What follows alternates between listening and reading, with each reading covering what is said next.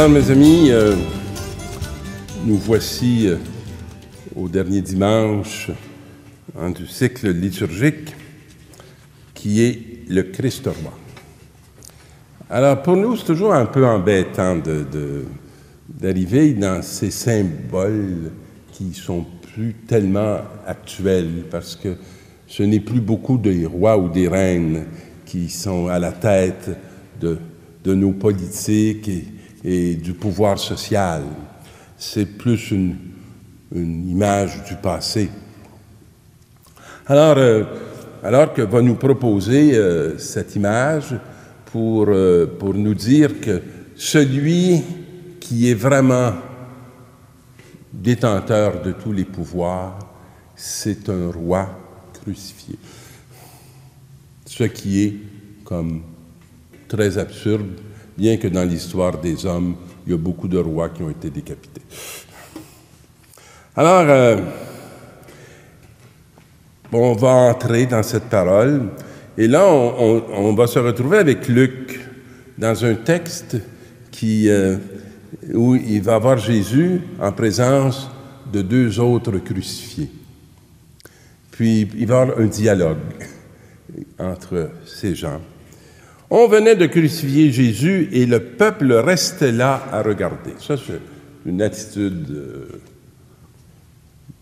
de bon téléspectateur. Hein? Alors, on regarde. Le peuple est là, puis il regarde. Les chefs ricanaient. Quand on accuse l'Église, à tort ou à raison, il y en a toujours qui ricanent. Quand on accuse des chrétiens, ça fait rire bien du monde. La foi des simples, on la ridiculise. Mais le pire, c'est qu'on ridiculise les personnes qui vivent de cette foi, qui sont animées, hein? Animées du dedans, éclairées du dedans, plutôt que dominées par un monde qui se suffit à lui-même et qui est très orgueilleux de ses gains, de ses acquisitions et de son pouvoir. Alors, qu'est-ce qu'on dit? Il en a sauvé d'autres. Qu'il se sauve lui-même s'il est le Messie de Dieu. Ça, c'est une proposition extraordinaire. Hein? Se sauver par nous-mêmes. Alors, une multitude de façons de se sauver par nous-mêmes, et beaucoup de monde de notre génération tombe dans ce panneau. D'abord, se sauver en accumulant des biens. Se sauver en étant des sépulcres blanchis. Tout paraît du dehors, mais tout est noir au-dedans. Alors, toutes ces réalités-là sont des réalités où l'être pense que son salut dépend de lui. Les soldats aussi se moquaient de lui. Alors ça, c'est les hommes de la force. Hein? S'approchant pour lui donner de la boisson vinaigrée, il lui disait « Si tu es le roi des Juifs, sauve-toi toi-même. Prouve-nous que tu es le roi des Juifs. » Et là, on se moquait. On était devant un temps de l'histoire capital. Mais on ricanait. Une inscription était placée au-dessus de sa tête. « Celui-ci est le roi des Juifs. » Alors, si on réfléchit sur cette pancarte, on sait qui l'avait mis là et pourquoi qu'il l'avait mis là. Et on sait qu'elle fatiguait le peuple juif qui ne voulait absolument pas reconnaître en Jésus le Fils de Dieu. Alors, l'un des malfaiteurs suspendu à la croix l'injuriait. « N'es-tu pas le Messie? Sauve-toi toi-même et nous avec. Alors, si tu veux que je croie que tu es le Messie, fais que je bénéficie immédiatement, selon ma vision, de ta réalité de Fils de Dieu. » Mais l'autre, qui était aussi crucifié, lui fit de vifs reproches. Tu n'as donc aucune crainte de Dieu. Dieu est complètement exclu de ta vie, de ton histoire, de ta conscience. Tu es pourtant un condamné, toi aussi, comme nous tous. Toi aussi, tu es un condamné. Et puis pour nous, c'est juste. Pourquoi on va être révolté? Pourquoi on va en vouloir à Dieu pour ce qui nous arrive? C'est le résultat de nos gestes, des fautes qu'on a commises.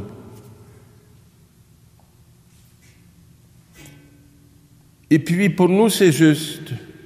Après ce que nous avons fait, nous avons ce que nous méritons. On appelle ça un chemin d'humilité. Mais lui, il n'a rien fait de mal. Est-ce que Dieu a fait quelque chose de mal dans nos vies? Est-ce que Dieu a fait quelque chose de mal dans nos familles? Est-ce que Dieu a fait quelque chose de mal dans notre monde? Tout ce qu'on renvoie à Dieu de mal, il n'en est jamais la source. C'est de notre être que jaillit la source du mal. Disait Jésus, souviens-toi de moi quand tu viendras inaugurer ton royaume. Alors on parle d'un royaume qui est en train de s'établir. Et il est au futur. Et celui qui est là pour l'inaugurer, il est aussi sur la croix. Et il est le roi d'un règne, mais absolument pas d'un règne terrestre, mais qui va avoir beaucoup de conséquences pour tous les hommes de la terre. Jésus lui répondit, « Amen, je te le déclare, aujourd'hui, avec moi, tu seras dans le paradis. »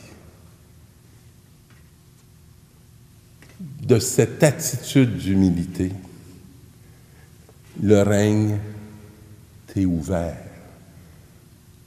Tu as le bon vêtement pour prendre place à la table du royaume. Et mes amis, si on regarde depuis cet événement, tout le paradis que beaucoup d'hommes et de femmes ont répandu sur la terre en étant avec les lépreux, qui sont bien d'autres que des lépreux, en étant avec tous ces hommes qui subissent l'injustice et la violence de ce monde, qui ont partagé au nom de Jésus, par la grâce de Dieu, cette présence incroyable que Dieu a voulu faire en ce monde, de son amour en la personne de Jésus. Nous sommes appelés, dans l'humilité, nous aussi, à trouver place dans ce paradis qui n'a pas fini de prendre racine sur cette terre.